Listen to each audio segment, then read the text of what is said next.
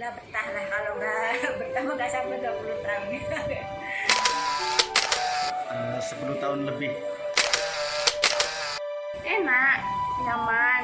Di sini banyak kawan, banyak keluarga juga. Pemerintah juga recovery-nya cepat banget karena satu komando, yaitu Titah Sultan. Ya, bismillahirrahmanirrahim. Assalamualaikum warahmatullahi wabarakatuh. Selamat pagi semuanya. Saat ini saya sedang berada di depan Prime Minister Office. Ini merupakan salah satu simbol atau ikon dari pemerintahan negara Brunei Darussalam.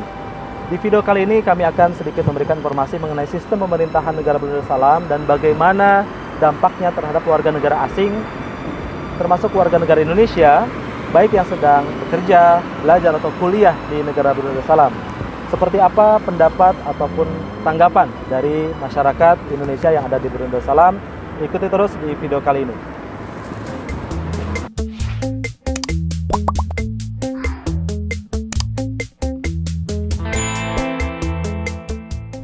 Prime Minister Office terletak di Jalan Perdana Menteri, Bandar Sri Begawan yang telah diresmikan pada 1 Januari 1984.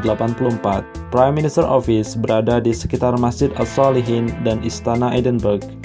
Dan tepat di arah depan Prime Minister Office adalah Kemenhan atau Kementerian Pertahanan Brunei atau biasa juga disebut dengan MINDEF, Ministry of Defense.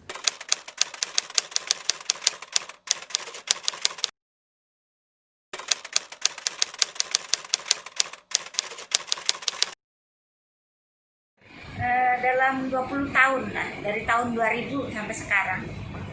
10 tahun lebih. Baru 4 bulan.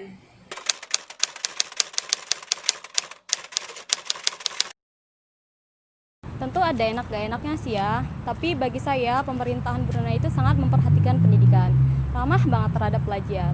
Terutama dari segi fasilitas nih, kayak misalnya jalan tol, itu kita akses secara gratis.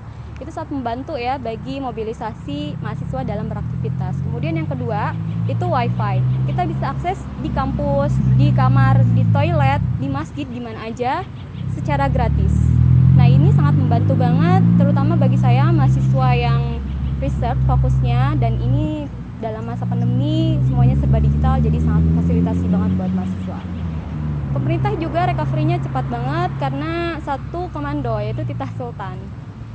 Nah, saya sebagai mahasiswa yang berasal dari Indonesia yang di sana menganut sistem demokrasi, tentu sangat bersyukur bisa tahu rasanya kuliah di Brunei yang menganut sistem kerajaan dan monarki.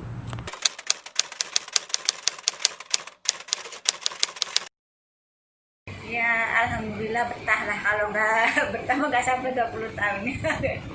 Ya, negaranya dia berpedoman pada Islami, aman, tentram, damai, ya keadaannya juga bersih. Karena negaranya aman, tenang, dan banyak konflik, sehingga aman, tenang buat kerja, buat nafkah keluarga. Enak, nyaman. Di sini banyak kawan, banyak keluarga juga.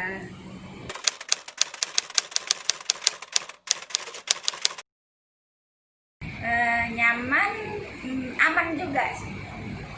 Bersih dan ramah. Apa ya? Keluargaan sama kesejahteraan kayaknya. Damai, sejahtera.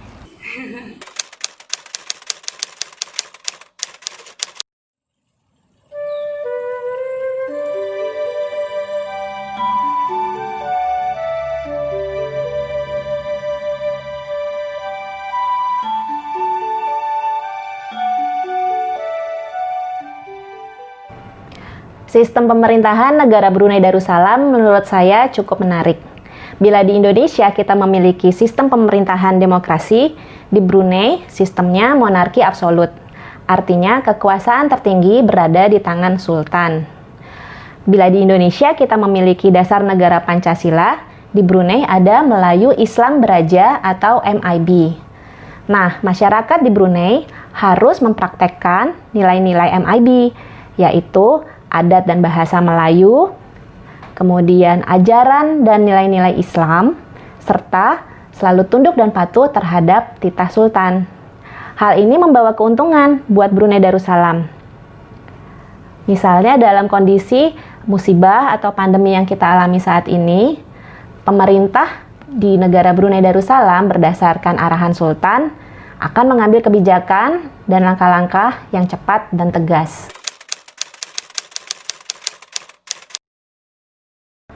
Benar, jadi hukum pidana syariah ini sudah diberlakukan secara penuh sejak tahun 2019.